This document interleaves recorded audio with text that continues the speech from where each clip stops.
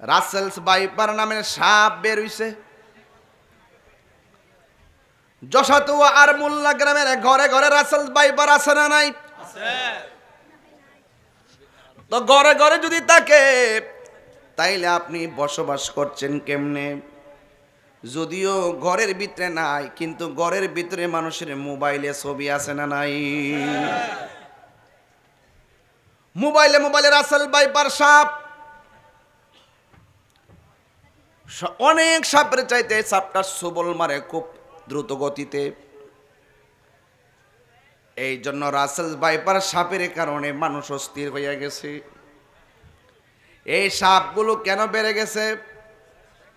আমার সমাজ থেকে শিয়াল উঠে গেছে, আমার সমাজ থেকে বেজি উঠে গেছে, আমার সমাজ থেকে গুইসাপ উঠে গেছে। গুইসাপ দেখলে এক বাড়িতে দেখলে 10 বাড়ির মানুষ মিল্লা গুইসাপ মারতে মাঠে নামে। নাইল্লা খেতার পাট খেতের চিপা চাপা দিয়ে বহুত গুইসাপ ছিল। এই গুইসাপগুলোর মারার জন্য আমরা পাগল হয়ে গেছি, কিন্তু গুইসাপের জীবনে কাউরে কাটতে দেখছেননি? যেই সাপটা কোনো ক্ষতি করে নাই আপনার, ওই সাপটাকে মারার জন্য পাগল হয়ে গেলাম। জীবনে কোনো শিয়াল আপনাকে দৌড়াইয়া কামড় দিতে দেখছেন? শিয়াল দিনের বেলা মানুষের ঘরে আসতে দেখছেন?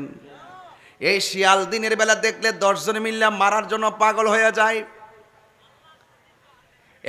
যুবক বারা, বেজি দেখছেন? বেজি গুরুস্থানার জংলা দিয়া স্বর্গের এই পার থেকে ওই পারে চোখের পলকে চলে যায়, কিন্তু আপনাকে কোনোদিন বেজি কামড়াইতে আসে নাই।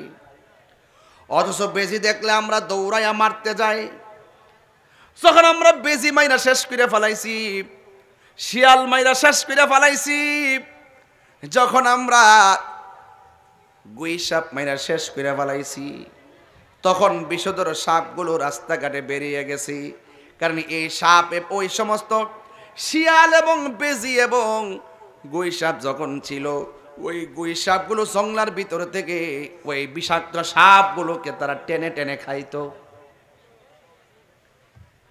এই জন্য বিষাক্ত রাসেলস ভাইপার সাপ বেড়ে গেছে। আগের মতন বেশি নাই, গুইসাপ নাই। যেই সাপে সাপ খায় ওই সাপের নাম গুইসাপ। জংলার ভিতর থেকে পানির চিপা থেকে গুইসাপ সাপ বের করে করে খাইতো। এই জন্য গুইসাপ কমে গেছে, শিয়াল কমে গেছে, আর বেজি কমে গেছে। যুবক ভাইরা আমার, বিষধর সাপের ডরে দেখলাম অনেক জেলার মধ্যে সাপ বেরিয়ে গেছে। এই রাসেলস ভাইপার সাপটা গোল কইরা মাটিতে বসে থাকে, মানুষ দেখলে সবল দেওয়ার জন্য পাগল হয়ে যায়। সবলটা দেওয়ার পর দ্রুত গতিতে ওজা বাদ্যার দিকে না ছুরিটা জেলা সদর হসপিটালে যেতে হবে। তাইলে আপনাকে সুন্দর করে তারা ট্রিটমেন্ট করবে। ইদানিং শোনা গেছে ছোট বাচ্চা পর্যন্ত ওই সাপের কামড়ে দুনিয়া থেকে চলে গেছে। অনেক বিষাক্ত সাপ। এই জন্য এটা নিয়ে উদ্বিগ্ন হওয়া যাবে না, সাবধানতা অবলম্বন করতে হবে। মাননীয় প্রধানমন্ত্রীকে বলবো, আসলে ঘটনাটা সত্য না মিথ্যা যাচাই করার জন্য বেসরকারি সংস্থা দেন। এই সাপের বিরুদ্ধে প্রয়োজনে ব্যবস্থা গ্রহণ করা লাগবে।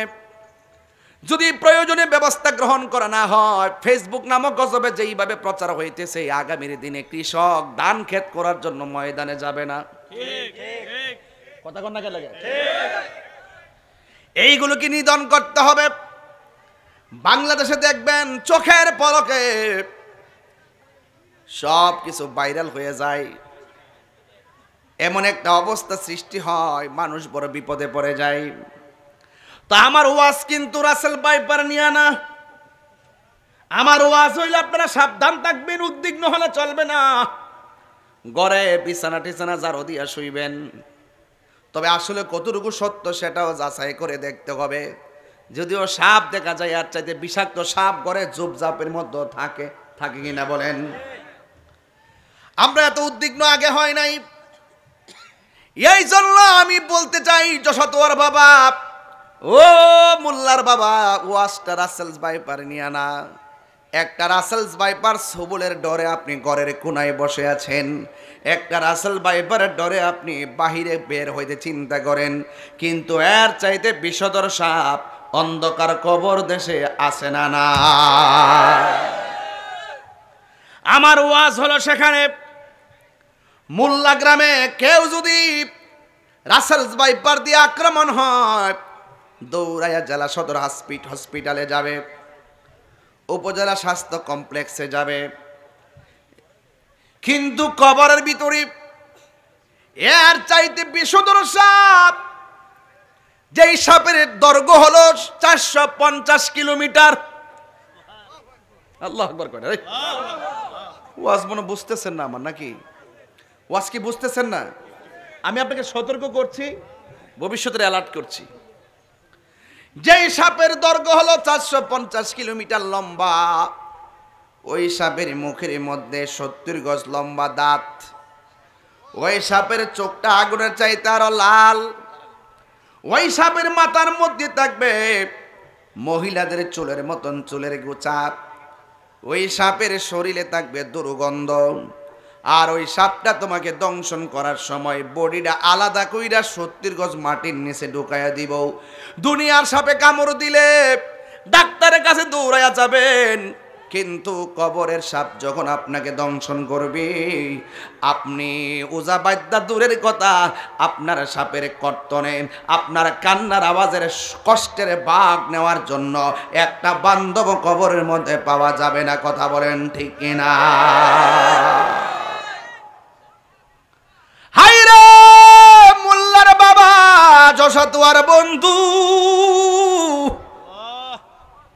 কি দিয়া ওয়াজ বুঝাবো? কবরবাসীর মাগফিরাতের আলোচনা। আরে যারা চলে গেছে তারা তো চলে গেছে, আমাকে তো চলে যেতে হবে। এই দুনিয়ার মানুষ বড় স্বার্থপর, 1 ইঞ্চি জায়গা তোমাকে করে দিবে না।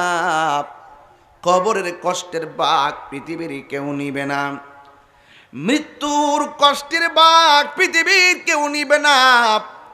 অথচ আপনি সন্তানের জন্য সুদের টাকা ব্যাংকে রাইখে গেছেন, সুদ খাওয়ার কারণে কবরের সুতার বাড়ি আপনি খাইতেছেন, কিন্তু ওই সুদের টাকা দিয়া আপনার সন্তান অ্যাপাচি হাং পালসার R15 দিয়া রাস্তাঘাটে টাউটারি বাটফারি করতেছে। কথা কোন ঠিক কিনা? হারামের মধ্যে কোনো আরাম নাই। এই জন্য সন্তানকে হারাম টাকার মালিক বানাইবার আগে সন্তানকে সুশিক্ষায় শিক্ষিত বানাইতে হবে। হারাম টাকা সন্তানের জন্য রেখে গেলে সন্তান এই টাকা দিয়া সিঙ্গাপুর যায়, পতিতালয়ে যায়, কিন্তু বাবার কবরে জিয়ারত করতে যায় না। আর সন্তানকে যদি হালাল টাকা খাওয়াইয়া মানুষের বাচ্চা বানায় যাইতে পারেন, লন্ডন থাকলেও বাবা মায়ের জন্য সন্তানের কবরে মনটা পড়ে থাকে। কথা কোন ঠিক কিনা? এই সন্তান বাপ মার কবর জিয়ারত করে। এই জন্য আমি যশোদুয়ার বাবা, মোল্লার বাবা পায়ের মধ্যে হাত দিয়ে বইলা দিয়া যাবো, আপনার জীবনটা চলে গেছে, আপনার সন্তানকে আপনি এমন কিছু দিয়া যান যেই সন্তানটা আপনি চলে যাওয়ার পরেও আপনার কবরের পাশে যাইয়া দোয়া করবে, রব্বির হামহুমা। সবাই আমার সাথে বিনায়া বিনায়া জবান খুলে গন, রব্বির হামহুমা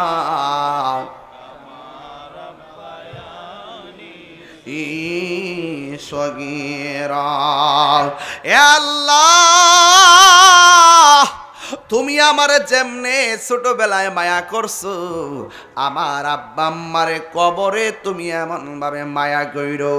এই জন্য আমার যশোদুয়ার বাবা, ও আমার মোল্লার বাবা জিয়া পায়ের মধ্যে হাত দিয়া বলে দিয়ে যায়, একদিন আমাদেরকে দুনিয়া ছেড়ে চলে যেতে হবে। আমার আল্লাহ বলছেন, কাইফা তাকফুরুনা বিল্লাহি বিল্লাহি ওয়া কুনতুম আমওয়াতান ফাআহইয়াকুম সুম্মা ইউমীতুকুম সুম্মা ইউহয়ীকুম সুম্মা ইলাইহি তুরজাউন।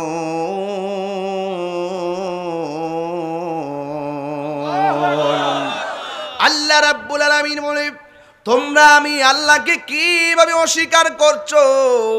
তোমরা ছিলে মুর্দা, আমি আল্লাহ তোমাদেরকে জীবন দিয়েছি, এখন দলিলে পেয়ে গেলাম জীবন দেওয়ার মালিককে।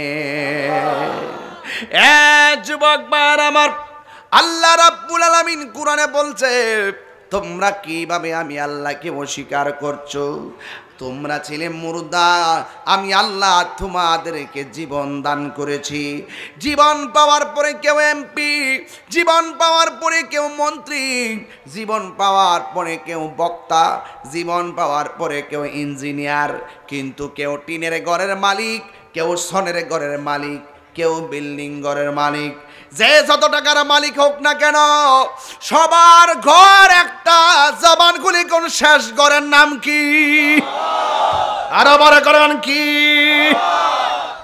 সাজিয়ে গুজিয়ে দে মুরে